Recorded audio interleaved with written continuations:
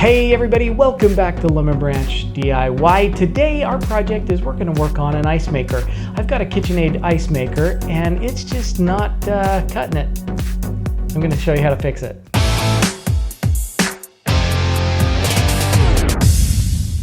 Okay, so this ice maker is an awesome ice maker. We've had it close to 10 years now, and we've only had just minimal problems with it, meaning just has to be cleaned properly and changing out the filters, that kind of thing.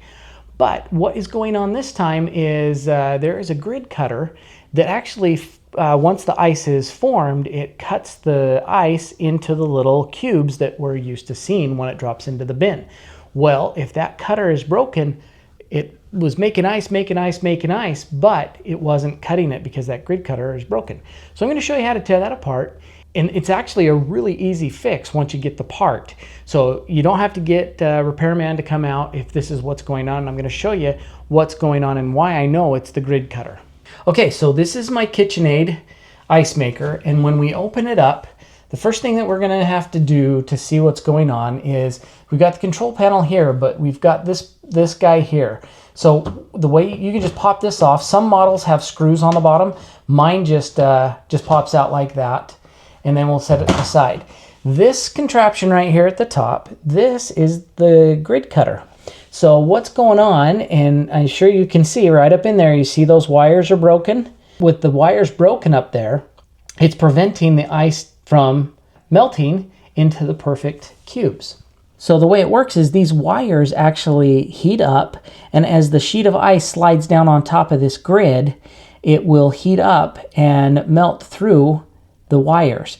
Well, it needs to be connected all the way through, but see where those are broken, it lost its connectivity, so it no longer is melting the ice. Okay, so the first thing that we got to do before we remove the grid cutter is we've got to unplug it, and that's the plug there. And then also there's another plug over here where the thermistor is connected, and that's this sensor right here that controls how much ice and tells the machine when to stop making ice. So we have to undo that, and it's just a quick little clip. So you just push in on the little peg there and just pull it out. So there's that guy. And then over on this side, it's the same thing. You can just reach in there, push on it, and pull it out just like that. Now all we have to do is unscrew these screws.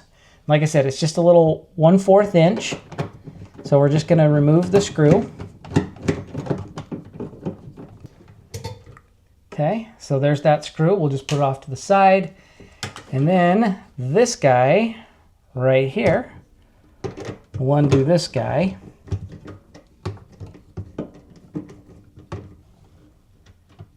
So we have to be careful because there's that spacer on this side. So we'll just be careful of that. Okay, once that's disconnected and they're unscrewed, all we have to do is slide this guy completely out. And you can see how much, this is about 10 years old, so you can see all of the rust that's built up on the shelf. So we're going to take the time right now to clean this up, and then I'm going to show you how to install the new one. Okay, to clean this up, I really like these Clorox wipes. So I'm just going to use these Clorox wipes to really come in here and scrub all this out and disinfect everything while we have the chance. Okay, now that I've got it out, I wanted to just kind of show you what is happening here. So you can see where the wire broke right there. And once that broke, it lost the connection from one side to another. It has to be totally connected for this thing to heat up. You can also see, look at that, after 10 years of use, look at all the calcium buildup here. It's really gross to see, but you can see why it broke. These other ones are about to break too, just because all the corrosion that you're seeing there on the wires. So this is what it looks like with the brand new one. See how nice and clean it is, and everything's nice and tight. So that is what the new one looks like and what the old one used to look like before it had years and years of use on it. With everything nice and clean, now we can just take this and slide it back into place and make sure that everything lines up, and it completely lines up. So now let's just screw everything together and plug it all back in. Okay, so on this right side, we have to make sure that we've got that little spacer in place. And then we'll just put the screw right back through the spacer. And right like that into the hole. I'm going to just do a little bit by hand at first just to hold it in place. And then we'll put the other screw in over on this side. The screwdriver.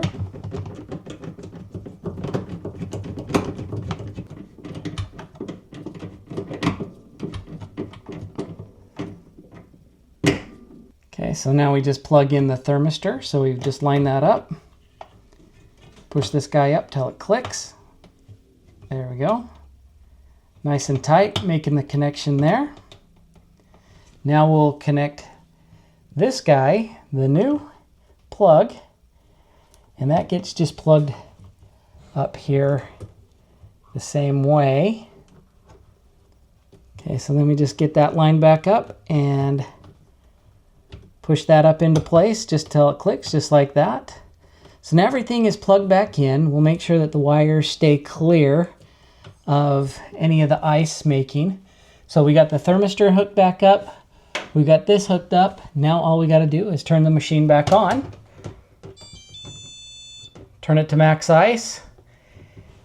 And now we just wait and see till it starts to make some ice. Okay, so the ice making has begun. The reservoir's filled up and it's now cascading down over that freeze plate. So everything's looking really, really good. So look at that. We're getting brand new, beautiful ice cubes. Everything is working so good.